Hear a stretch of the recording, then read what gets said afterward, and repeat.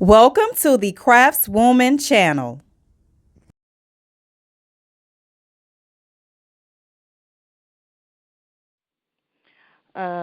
Ms. Deggins is helping childbearing families understand their rights as they navigate the medical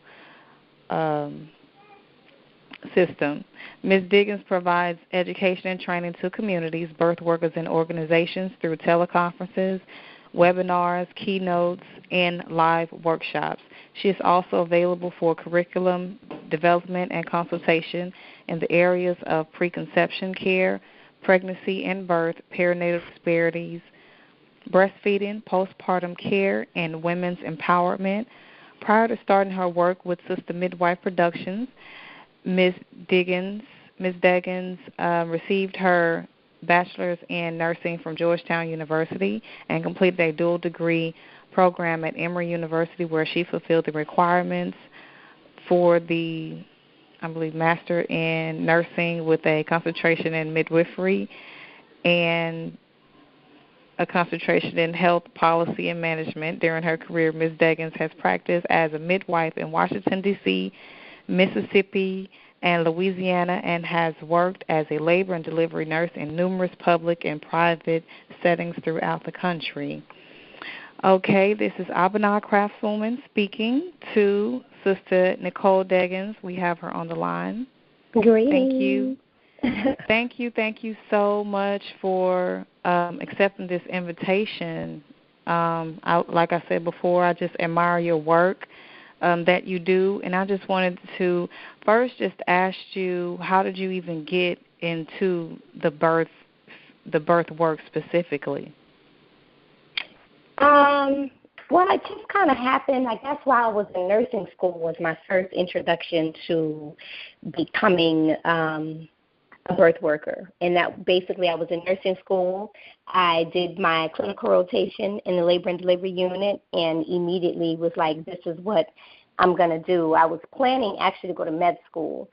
So that experience shifted my mindset, and instead of becoming an orthopedic surgeon, which was my original right out of high school thought process, now I'm going to go to med school and become an obstetrician. So that was my original plan, and along the way I realized that med school was not for me, and I'm happy that I made that decision. Your phone is breaking up right now. Is it? Can you hear me? Now you're clear. Now you're clear. Okay, good. I just have to hold my headset right. Now I can hear you. Yeah. So I was just saying that basically I decided I didn't want to go to medical school. I learned that was going to be a better route and choice for me. Okay, you said it kind of went out, but when you said something was going to be a better choice for you. Midwifery, becoming a midwife instead of going to med school. Okay, it's the phone is still kind of like it's bad. Okay, hold on for me. Okay. Hear me better now? Yes, right now I can. Okay, yes. I do not like talking on my cell phone without my headset, but yes. I can only find my old headset, and I don't know where my new headset is, so I will deal with it for this short time on the call, so I apologize. Yeah. Okay, no problem. You can sound very clear. Okay, good. Okay, so that's how you got into the birth work. So what is your attitude, I guess, just towards birth work in general?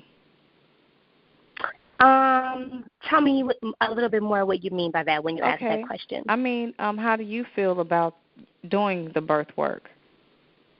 A person who does this work? I'm asking you, how do you feel about doing birth work? Yes.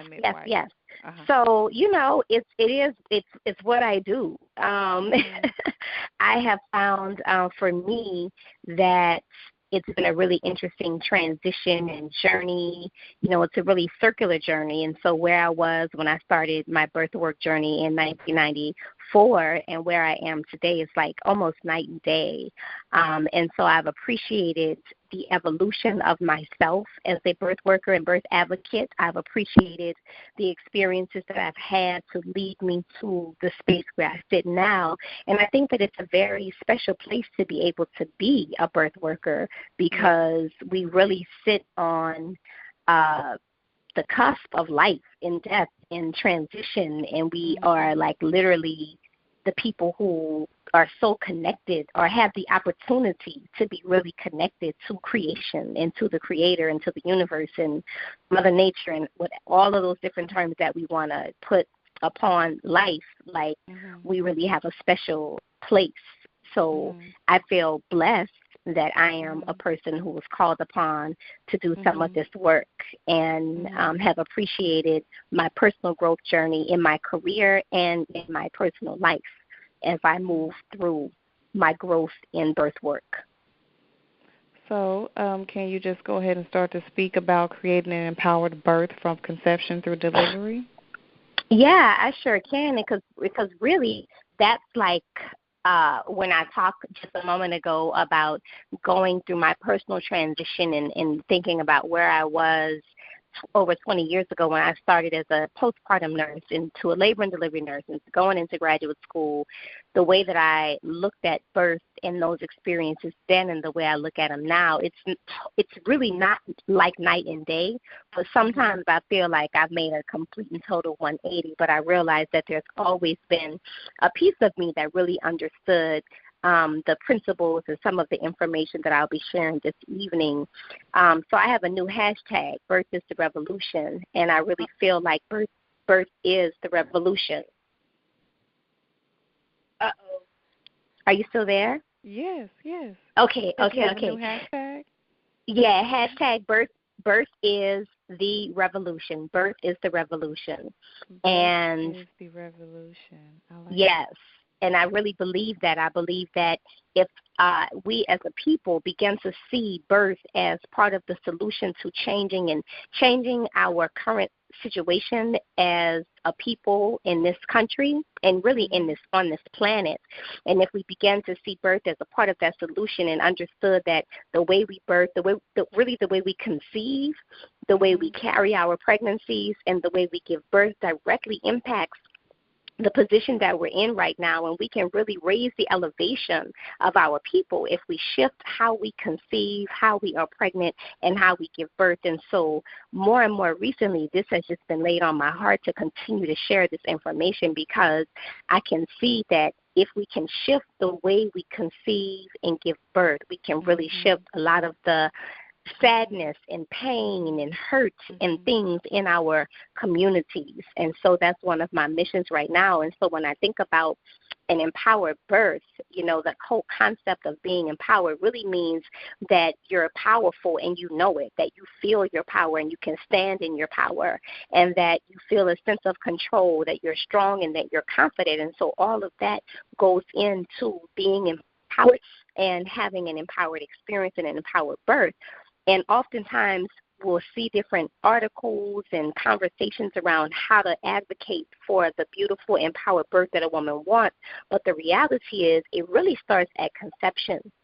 And we have to, and really preconception, because we really have to shift our mindsets to understand that we are powerful and that our wombs are powerful and that our wombs literally carry life and love and hope and futures inside of them. And so when we can understand that even preconceptually, those of us who are not pregnant, as we walk around carrying the ovums within our bodies, we are carrying around our children. And even so, we are carrying around our grandchildren, because the ovums that we have as they become fertilized, if they are girls, we will also be carrying around our grandchildren. So just being very mindful that preconception is critical, and then moving into conception, it becomes critical that we move into a space of power as we conceive. So many times, so often, a lot of our conception is unplanned. Now, it's unplanned doesn't mean it's unwanted. Okay, we're happy that we're pregnant, but the initial piece of acknowledging the pregnancy for so many people, men and women, is one of shock and dismay and despair and oh my God. And so at that moment, when we take a pregnancy test and the pregnancy test comes back positive, the feelings and the experience and the energy that we give to that test is impacting our wombs and impacting the baby that we're carrying. So if we can think about that and really consider that planning pregnancy not from a space of, November 15th, 2016, I will conceive, but just being in a mindset of really acknowledging and understanding that each and every time we make love, we have an opportunity to make life, which is love, which is a manifestation of that love. And so if we can really walk in that knowing and be clear in that knowing and move confidently in that, and if we are not interested in participating in the procreation of life, that we make different decisions so that when we do conceive, we are conceiving not from a place of, oh, it was just one night, or from a place of I didn't even like him or her, or from a place of confusion and apathy, but that we really conceived in a place of love, in a place of compassion, in a place of desiring that this is what I want. So that really is the first part of it. How we conceive sets us up to determine how we're going to carry our pregnancy from day one. So again, when we take that pregnancy test, if we are excited about the pregnancy and happy and we immediately give thanks and then that's not to say that there isn't a moment of disbelief. Oh my God, I'm pregnant, but this concept of for weeks lamenting, oh, I wasn't ready. Oh, I didn't know I could get pregnant. They told me I couldn't get pregnant, or just over and over this constant thing of I wasn't ready and I didn't want it and all of that stuff. I'm going to keep it anyway. That energy goes to the fetus, your baby. That life knows that you're feeling this way.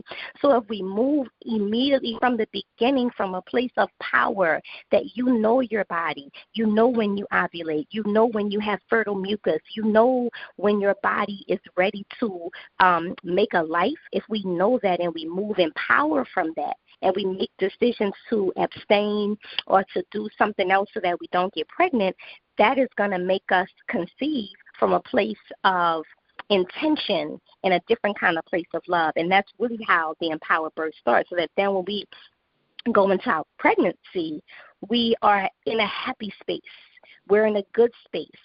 Spiritually, we want to be in a good space. Mentally, we want to be in a good space. We want to move to doing things mindfully for our babies. When we eat for our babies, we want to understand that it's not just about nourishing ourselves, but it's also about nourishing our babies. So we're doing this again in love. So once we conceive in love, and then we carry that baby in love and in mindfulness when we bathe, when we talk on the phone, when we speak to other people, when we express ourselves, whether we're angry or happy, whether we're meditative or peaceful, all of those things directly impacts our babies. And again, if we are pregnant with girls, then we have to also know that each step that we take, each breath that we breathe, we are also breathing that step and that life into our grandbabies, because when a baby fetus is developed, that baby fetus also develops her ovum, her eggs that will become her future children, which are then our grandchildren. And that thing is so, and if we can understand this, and so when I said earlier that birth is the revolution and we could change the elevation of our people through birth, if we think about passing on to our grandbabies a vibration of love and acceptance and of happiness, that vibration will go through the baby that we are carrying into our grandchildren. So now we have the ability to impact positively 2 different generations. And that is so real and powerful and important. And we begin to really, truly understand our power in that place, we literally, not figuratively, not theoretically, we literally carry future generations in our wombs. And so when we look at the power of that to really move forward, just in that knowing that we carry that power, we can move throughout our pregnancy really from a powerful position. This is a real, like you asked me how I feel about being a part of birth work. It's like, man, how do you feel being pregnant, knowing that you literally are carrying future generations and that you literally impact future generations of this earth. Man, my role as a birth worker is nothing compared to the power and the blessing that this woman is holding inside of her as she moves forth. And so we want to, in terms of preparing to be empowered, we want to first of all understand that we have that power, that we are powerful, and that we know it, and that we are confident in it. If we go back to when I started off talking about what it means to be empowered, that we know that we have this power. And it is so special, and not denying it, not pushing it away, not making it minuscule or small, because this is huge. And so when we understand that we have future generations inside of us and that we have this opportunity, then we begin to look at everything a little bit differently. And we begin to realize that, wait a minute, I have to get physically fit. I have to exercise. I have to breathe the oxygen from a bunch of the tree that's in the middle of the park so that I can get that extra burst of oxygen and nutritive air to me that's cleansed out from this big oak tree I'm sitting up under. We realize that we have to do these things to cleanse ourselves, to make things better for our fetus and, again, our baby, and, again, to make things better for our grandbabies. Like, this is truly intergenerational. And so a lot of what we see today where we're in pain and we're hurting and we're having birth experiences that are less than powerful and that feel disempowered, some of it is indeed linked to historical trauma and abuse and pain that our grandmothers had and our great-grandmothers had that trickled down to us through ancestral and cellular memory. So we have to understand that while that is there, we have the power to change it and to flip the switch and to shift and to offer healing for ourselves, for the baby that we're carrying, as well as for future generations. So while we're pregnant, we want to make sure that we're doing everything that we can do physically, spiritually, medically, mentally, on all accounts to create a good, healthy environment for this baby. Two of the key things that we can do to make sure that we move forward positively is making sure that we have adequate, proper nutrition for ourselves to really nourish our bodies and to really nourish our babies. And then in terms of actually moving to prepare yourself to give birth, making sure that you choose the right prenatal and birth provider is critical. It is so critical. So many women decide that they want to have an empowered birth, decide that they really want to move forward with knowledge and education, and they want to have a certain type of experience and allow their oxytocin and their endorphins and their body to do the work of this thing, but yet they choose a physician who likes to have cesarean sections at 5 o'clock. And so at 5 o'clock, when the physician is ready to have a cesarean section, then the family is upset and the doula is upset and the mother is upset. But the reality is we have to be engaged in the process of choosing the right provider way before labor begins, so that we can make sure that we are moving in the direction of empowerment for ourselves with the provider who is a reasonable adult person and understands that you are a reasonable adult person, a provider who respects you as an adult, as a human, as a mother who knows that she wants what's best for her child.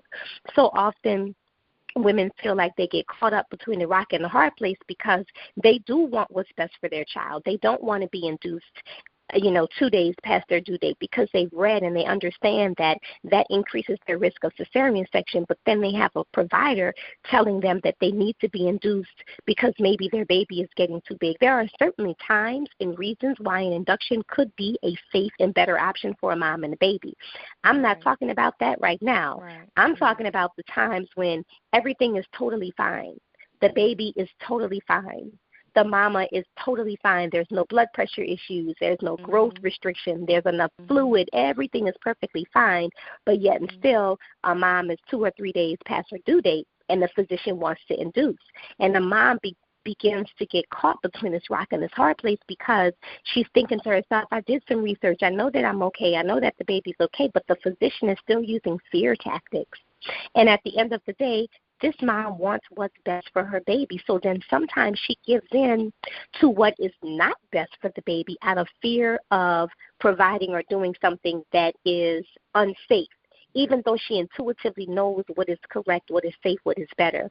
And so if we focus some of our attention early on, choosing the right provider, choosing someone who respects the autonomy of women, choosing someone who understands that birth is a fluid process and is not to be rushed, and it should happen as it unfolds unless there is a medical indication and risks and problems. Choosing the right provider is critical. The other thing is understanding that there are some things that you have to choose, or let me rephrase that. There are some things that you may want to choose, and so it means that you have to make sure that you're choosing the right person. And so let me make that more clear. There are people who want to go have a hospital birth. For whatever reason, they choose to have a hospital birth.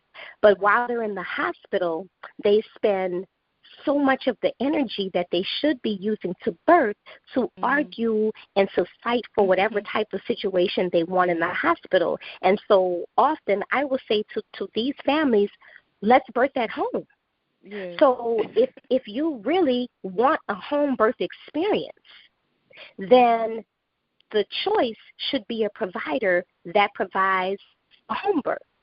Now, I am very clear, and I know that home birth midwifery care, home birth traditional birth attendants, and different things, doing an unassisted birth, all those different things, it makes things very cloudy and nervous, and some people just don't know how to move forward with it. And I get that, and I get that going to the hospital can be difficult decisions for some people, and that some people choose a hospital birth because they have no options, and some people choose a hospital birth, though, because they think they don't have any options.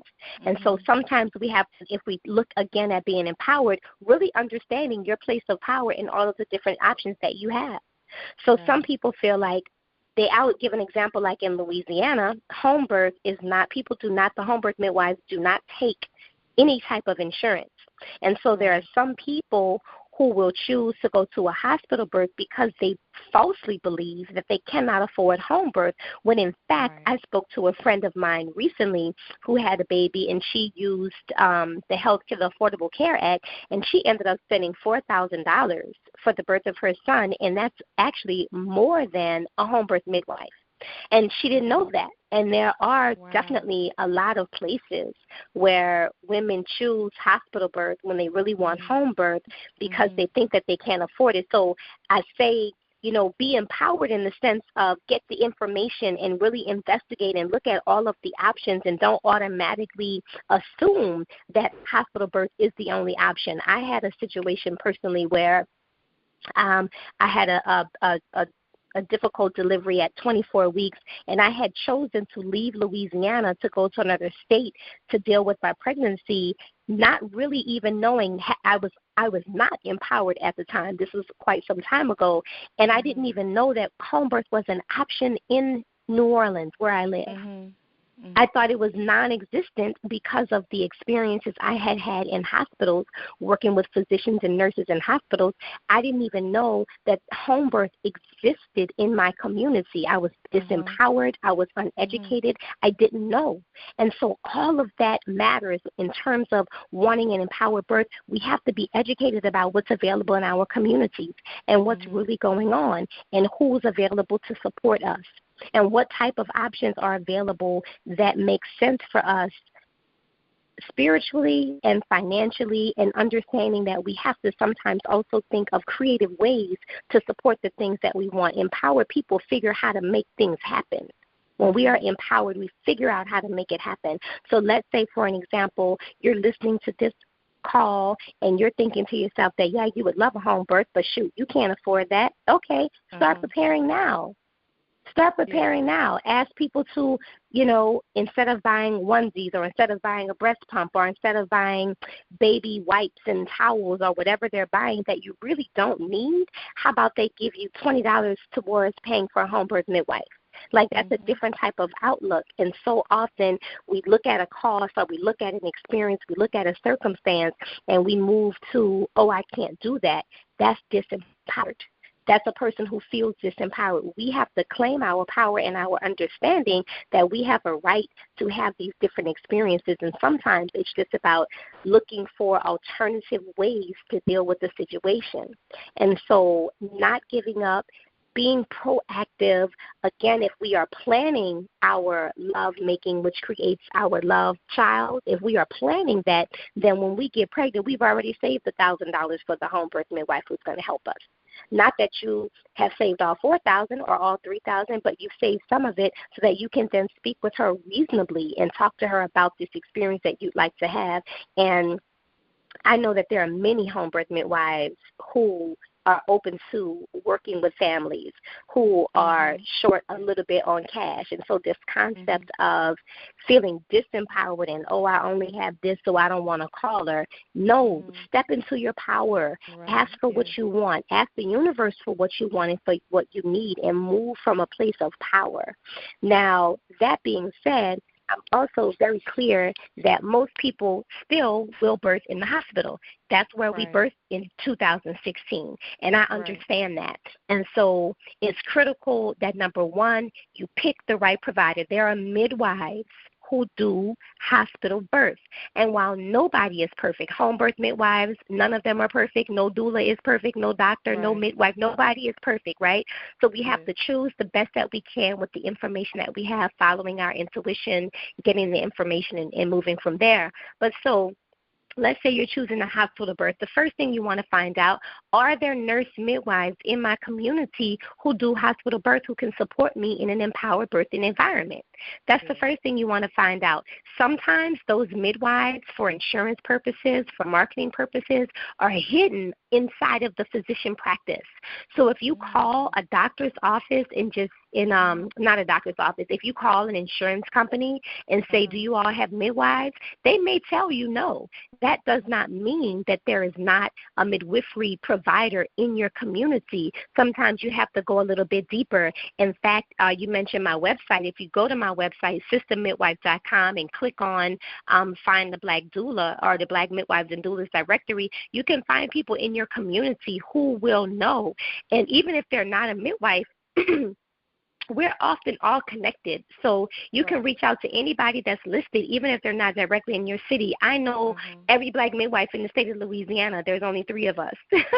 So that's not anything to be proud of. It's an unfortunate thing. Actually, there's more than 3 of us now. There's 5 of us. But I know all of them. I have all of their phone numbers. So reach out to people who are even just in your state, and that's a way that you can get connected to who can service you.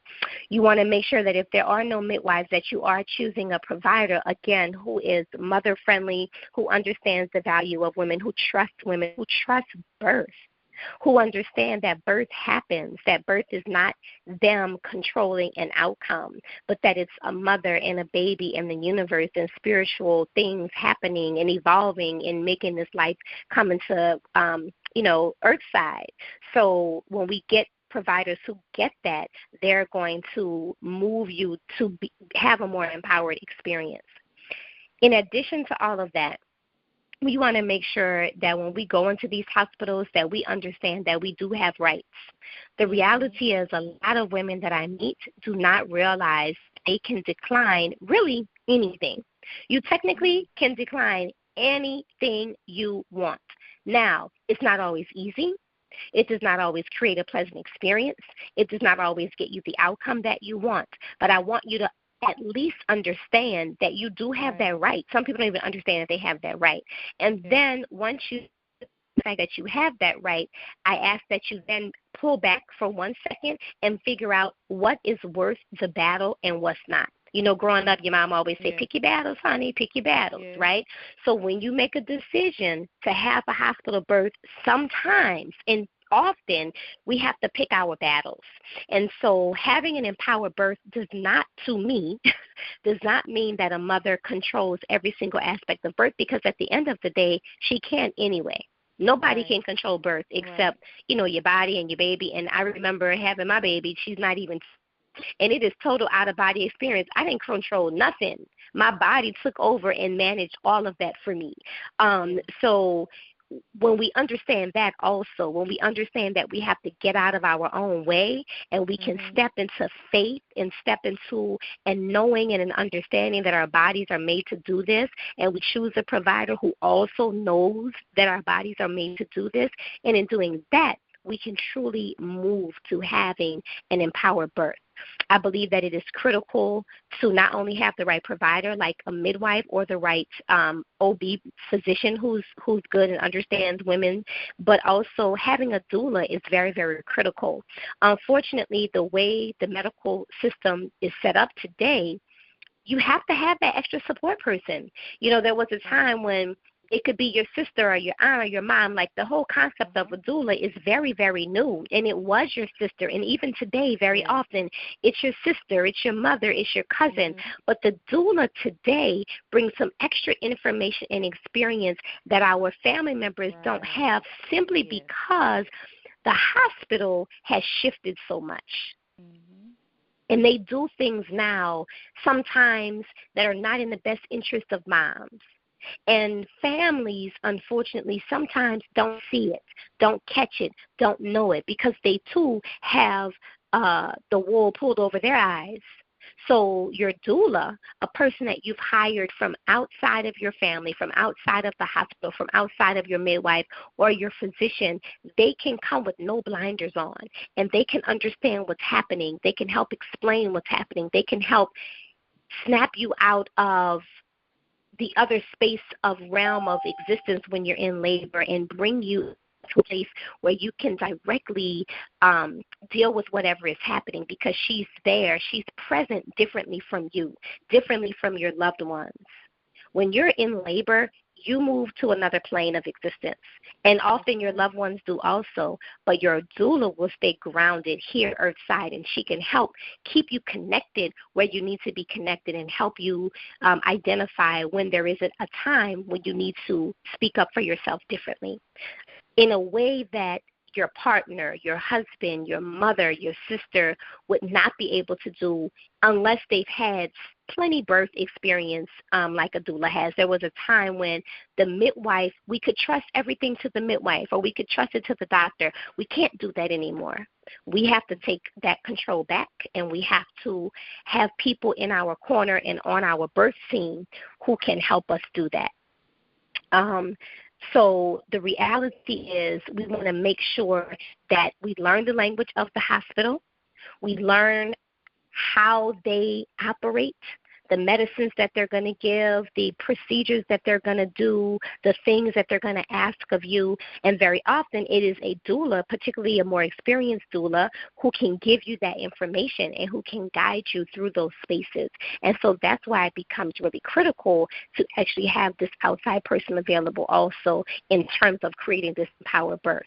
I think it's important to really understand what's happening inside of your community so that as you're creating your empowered birth, you do so from a place of knowing and understanding, not just from a place of maybe something you learned on Google or online. You want to make sure that you are connected directly to your community and what's happening, which is another place where your doula can come in handy because she's experienced birth at that hospital or with that doctor or with that nurse even. And so she can give you guidance and information about how things are going to go to help you make determinations about whether you need to stick with this provider in this hospital or whether you need to shift and change providers and go to another hospital.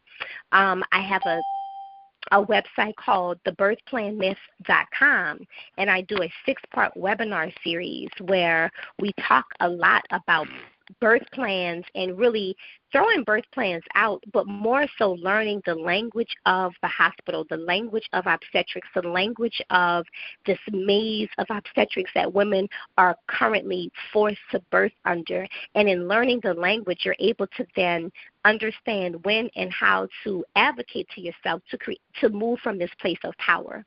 Now, one thing that is very critical to understand is that when you have the information, and you're confident in the information and you're empowered and you're moving forward to demand your rights in a hospital setting, we want to make sure that we do so from a place of calm and knowledge and love, not from a place of fear or anger.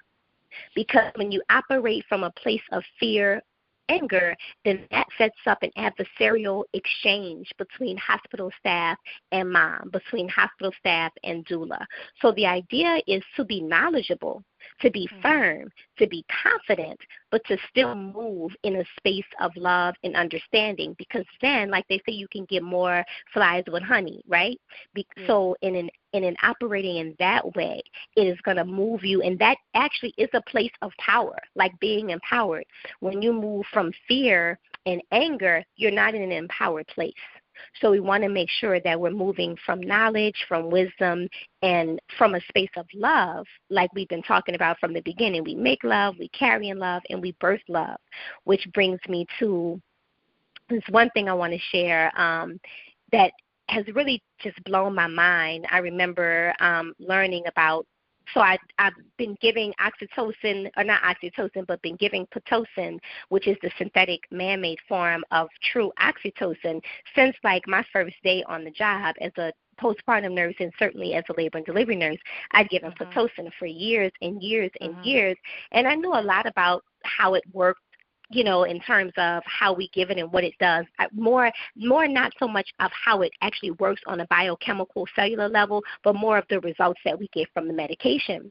And so in my more recent study over the past couple of years, some things have become so profound and interesting to me and really shocking and alarming. And I think it's so critical that we also understand this. And this is truly where this concept of birth being a revolution comes full circle for me, and why it becomes even more important that we understand this information so that we can birth in our power. So if we understand that oxytocin is what they call the love hormone, it helps with attachment. It helps us fall in love with our babies. It helps us fall in love with our mates. It helps us fall in love with our families and our communities, because we also release oxytocin, this love hormone, like when we break bread. So when we sit around the table and we have our soul food Sundays, we are falling in love with each other because oxytocin is released during these times. So oxytocin being that love hormone, we know that it's connected to our hearts. When we understand that our cellular memory is connected to our hearts also, we know that oxytocin is a part of this cellular memory. Now, some of the side effects, if you look up the scientific side effects of PITOCIN, the synthetic form of oxytocin, you will see that it can have a terrible impact on a woman's heart. Now, the thing is, most people do not see these bad impacts where they have fluid overload and go into heart failure, and that's like all the way at the end of the worst impact. But I understand that just because a person doesn't have liver cirrhosis from being an alcoholic, it doesn't mean that their liver didn't have to work overtime to process and detox the alcohol that they're drinking. So just because a woman doesn't go into heart failure from having PITOCIN doesn't mean that the PITOCIN isn't doing anything to the heart. Now, this piece I'm giving you right here is theoretical to me. I haven't read that there is, you know, at a cellular level, small, minor changes to a heart from PITOCIN. But to me, it stands to reason that if the end result all the way negative can be this heart function problems, certainly there is some sort of heart impact that is happening even at a small, minute level. So with this understanding, one day I'm watching a lecture from Dr. Layla Africa, and he shares that PITOCIN inhibits our baby's ability to download ancestral memory. So when we understand, do I need to say that again? Oh, yes. Oh, so when we understand that a lot of our cellular memory is connected to the heart, when we understand that some of the side effects of the medicine PITOCIN is impact on the heart, that it makes perfectly good sense when Dr. Africa teaches me that using PITOCIN impacts my child's ability to download their ancestral memory. So when I say that birth is the revolution, when I say that we have to move from a place of power over our birth so that we can change the vibration of our people and elevate us to the status where we should be as we give birth, it goes that deep. It goes that deep. It's so serious.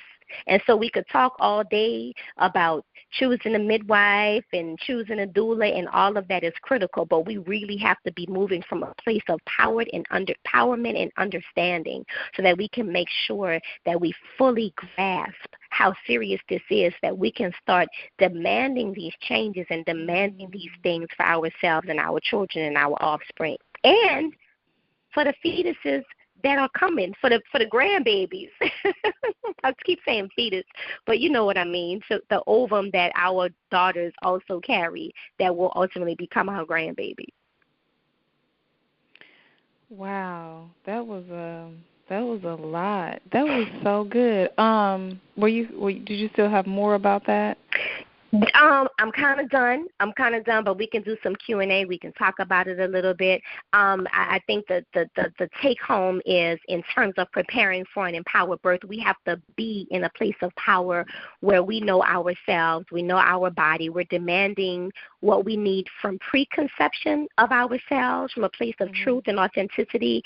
In pregnancy, that we're walking with intention and love and in our power, and truly understanding the value of what's happening inside of us as we truly create an entire human being, and then moving that power that we then understand fully into our birth, picking the right provider, choosing the right birth environment, choosing the right birth team, so that we can really be in our power in this process. Okay, so do we have any questions? Anybody on the line have any questions to ask Sister Nicole? You can speak up now. Okay, so I have a question. What is a virtual midwife? So I do pregnancy coaching via telephone, via internet, Skype, whatever. So I have. It's breaking up again now. Okay, sorry about that. I don't know. I'm just sitting here, haven't moved. But basically, it just means using the internet, telephone, and those different avenues to work with women who are pregnant who are not local with me in my city. Okay. Okay. Like virtual reality, you know. Yes. Yes, I thought that. I've never seen that term before. I probably made it up. Oh, okay. Yeah, that's good. Innovative. I have a question, or I guess it's something that I see, and I did it myself. During my first birth, I ended up. This is even why I'm even gotten to the birth work industry. I ended up being in the hospital without a team or any type of birth workers, even though that I knew them. I was just, I guess, proud or whatever, and thinking I knew it all. I read so much. I really know what's going to happen. But ended up not having the birth experience that I would like. And then after it was all over, of course, you know, the birth workers who are my friends are like, why you didn't call me, and all this type of stuff. So when you were saying, you know, about, you know, the doula thing now is considered new, but it's ancient. You've always had that friend or aunt or sister or whatever. But the doula changes, like you said, brings a new aspect to it because we have the certain information, and then just working in the areas, you know how this hospital is. You know how this you get familiar with the doctors, the whole system and everything, and it's something that they you know, the pregnant woman won't understand. And what I do notice even now, I know so many people that are pregnant and they don't want to ask, okay, you know, because they don't want to pay for whatever reason. But, you know, money is not an issue. You know, we don't want to be drained and burned, but money is not an issue. And I'm like begging people, please just call me and ask the question. You know, even if I am not signed on as your doula, at least ask me something, or, you know, don't just go through it alone or just with your family, because they don't have the mindset that we have. Can you just kind of, I don't know, kind of elaborate on a lot of people who just choose to birth alone, even though they know that there are birth workers available? I think a lot of it has to do with, like you said, they feel like, well, some people feel like they don't need it, just like you did. So I already read the books. I already know how this is going to be, so I don't need it. And unfortunately, until they have an experience that they didn't want and they can see where a doula could have been beneficial, for some people, that's just how it is. Mm-hmm. What I think we can do to help combat some of that is those of us who do this work, but more importantly, the women who have experienced the benefit of the work, they have to be the ones to tell the stories. They have to be the ones to advocate that, girl, no, you need to get a doula because Sheila was my doula and she did this and this is why I didn't have a C-section. She has to say it because, see, when Sheila talks about why you should hire her, Sheila asking you for money. So you don't even understand the connection for that. And you're like, I'm not giving you no $800 for what, But when somebody else helps you understand the benefits of it, and I think it's really just helping as a community us to understand the value of having this birth worker with us. It is a long road to go. I think that it's just part of where we are right now as a culture around birth, that some people don't feel like they need it. They don't realize that birth is a revolution, so they just willing to, put their gun down and go on in the hospital and take the bullets. You know what I'm saying? They're not really understanding that this is serious work that we're doing as we're birthing these babies. They just see it as I'm having a baby, and they don't see it as fully I'm bringing forth life, and I need to make sure that whoever is helping me do this is about the business of elevation of me and my family. They don't see the full connection of all of those different people. I think if we did, then we would be more inclined to want to bring in like doulas and even use midwives. I have that same experience where I meet women all the time, and I'm like, well, who's your wife seeing? Oh, she's seeing Dr. So-and-so, and I cringe, and I'm like, you do realize it's some midwives around here that would provide her with a different kind of experience, but it's what we have to deal with. It is what it is. One of the other things that I can say is I have come now to a place where I talk the least amount and provide the least amount of information in terms of one-on-one dialogue to pregnant women. I talk to pregnant women. If I get asked to come speak to the WIC clinic about breastfeeding, I'll go talk to pregnant women. If I'm doing an event that I've hosted here in my city and pregnant women come, I'll talk to pregnant women. But on a day-to-day, as I'm moving about my community and talking with sisters, I am very passionate about talking to women who are not pregnant, because once we are pregnant, we are inundated with so many people. You should get a doula. You should transfer doctors. You should get an epidural. You shouldn't get an epidural. Eat this. Don't eat that. Go here. Don't, blah, blah, blah, blah, blah.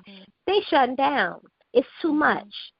So we have to start talking about birth in every sister circle, in every women's group, in every church circle, in every mosque, in every masjid, like wherever we are, we just have to be talking about birth all the time, and babies all the time, and breastfeeding all the time, and just make it a normal part of our daily vernacular, not just for pregnant women. Because then what will happen is the woman who didn't have a doula, when she hears about it in the women's circle, she would say, man, I wish I had that. And the girl who was about to get pregnant or just found out she's pregnant but don't nobody know yet, she'll hear her say that. And then she'll be more open. Do you see what I'm saying? Yes. Okay. Wonderful. That's my thoughts on it. I mean, that's wonderful. You bring such a different perspective to birth. I mean, I'm just loving this call.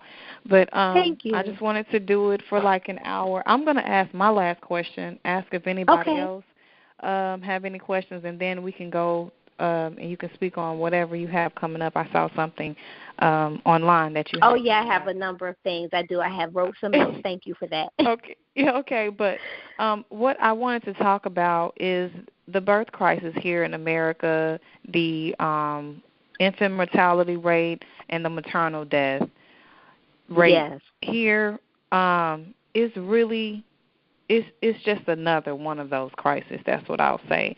But it's one that is highly, highly overlooked, especially, I guess, kind of elaborate that in whatever way that you want to speak about it. Why is the number so high? Why are 3 to 4 times more likely to die than everybody else?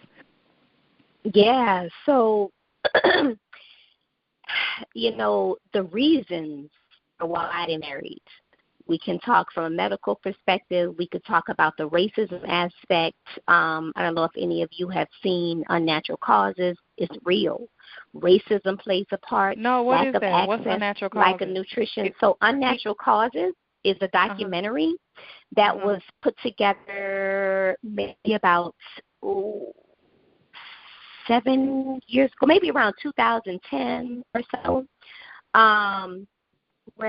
2008, 9, somewhere in there. Anyway, it was a PBS documentary that came out. I think it was PBS. At any rate, it was like a 5-part series that talks about inequalities in America, and the question that they pose is, are inequalities making us sick?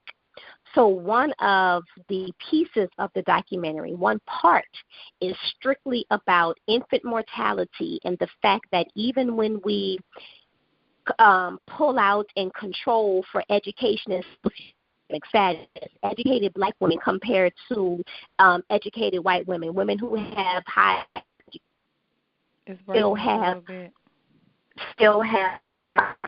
worse perinatal outcomes, preterm birth, and infant mortality. The research that they showed us in this documentary even talks about how an uneducated white woman, so a white woman, college, high school or less, still has better birth outcomes when it relates to infant mortality as a black woman who has attended college. So Unnatural Causes is a documentary that talks about the impact of racism and the lifelong impact of racism on us as black women in America and how that impacts our levels of preterm birth and infant mortality.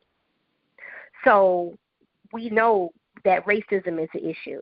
We also know that nutrition and health, lack of prenatal care, and when I say prenatal care, I don't mean that you got up and you went to the clinic and had your belly measured and they listened to your baby. I mean care. Care is completely absent from prenatal care in our country. So all they do is the prenatal. They forget all about the care.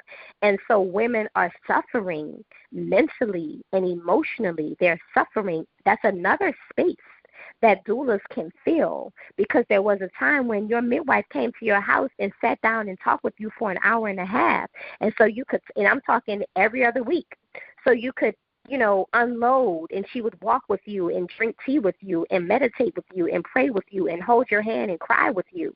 And so now the doula has the opportunity to do this, to fill that void, to help build women up so that we can have better birth outcomes. That's just one piece of it. That whole concept and this whole thing of perinatal disparities and infant mortality and maternal mortality, there are so many factors, from our personal health, our diabetes, our weight, do we have infections before we get pregnant? Are we in abusive relationships? Are we happy? Are we stressed the hell out?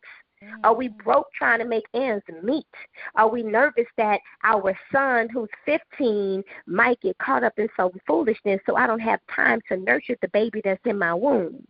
See, so our preterm birth and our maternal mortality and our infant mortality is so intertwined in so many of these things. And again, if we go back to intention and becoming pregnant in power and knowing who we are in our power, that too can shift some of these outcomes that we have.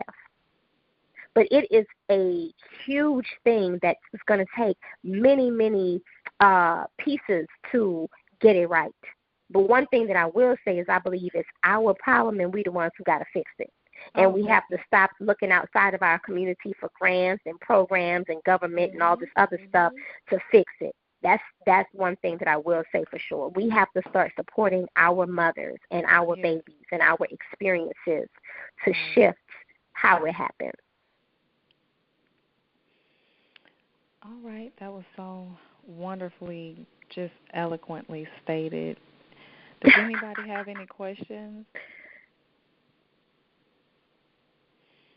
Okay. I mean, really, I am just really enjoying this. I am Thank going to have to you. come back and listen to it again because you really did bring a different perspective on birth. I mean, these calls are so good. Everybody has Yes. so many good, just a good different perspective. I'm like learning more. I'm Yes. like thinking, this is it's just so wonderful. The Yes. sharings. Mhm. I'm just so Mhm. appreciative of you. People come to me for the womb wellness consultations. I just can refer them, or anybody who has a question, refer them to these calls, and it Mhm. will answer so many Different questions questions. that people have. But can Yeah. you tell me about first what's going on in September? So, really, the whole month of September, Sister Midwife Productions is doing an entire event called The Art of Birthing, and I'm going to be creating, I think it's like 5 different events where we're going to use spoken word, visual, acting, performing arts, all different types of arts to talk about birth, to talk about motherhood, to talk about infant and maternal mortality and perinatal disparities. The whole concept around this is to bring people together with the understanding that they will be getting some information and learning, and in the with the backdrop being art and birthing. So right now, one of the things that I am looking for, if there's anybody who's listening to this call tonight or anybody that you know who is a visual artist, who paints, who does photography, who sculpts, who creates pieces of artwork, I'm looking for people to participate in this event, submitting a piece of artwork that can go, we're going to have a whole online auction nationwide where their art will be displayed. And again, the whole premise is to bring awareness to infant mortality and really help people understand what's going on in the Black community around infant mortality. And we're going to auction off the art as a fundraiser to provide scholarships to my October doula training, as well as to support a few of the birth work things that I do here in the city. Like we're starting a Black Moms Breastfeeding Club this year, in the next couple of months, and every now and then I'll do different workshops and things, and we want to do them more often, but we need a little more funding and a little more opportunity to like buy things like door prizes and bottled water, not bottled water, but like water and fruit and things for the moms who come. So we're doing fundraisers for all those different kind of things and to raise awareness. So if there's any artists on the line who'd like to participate, they can hit me up, sistermidwife@gmail.com. Definitely check out the Black Midwives and Doulas directory. If you're not listed, fill out the form. It's going to be getting updated in the next, probably towards the end of September. We'll start doing some heavy updating. Once the whole Art of Birthing events have come to a close, we'll have time to update the directory again. Zakile Village is a brainchild of me and my girlfriend. We were looking for support around cloth diapering and breastfeeding groups and baby wearing and mommy and me yoga and that kind of stuff in our community, and it didn't exist, particularly in a place where women of color, Black women, Latino women could come and feel like, yes, I'm welcome here, I belong here. So her baby boy's name is Zaki. My baby girl's name is Kaylile. So we came up with Zakile Village, and we are launching our event as our inaugural event. Yeah, we're super excited. Our inaugural event is going to be a celebration of children, a Watoto Festival, celebration of children in honor or as a part of the whole Infant Mortality Awareness Month activities. So that's coming up also. So it's a lot. Definitely check out and look out for the Birth Plan Myth 6-part series. I'm going to do it like one more time live where people have an opportunity to do Q&A, and then I'll probably retire it for a little while. But the recordings will always be available.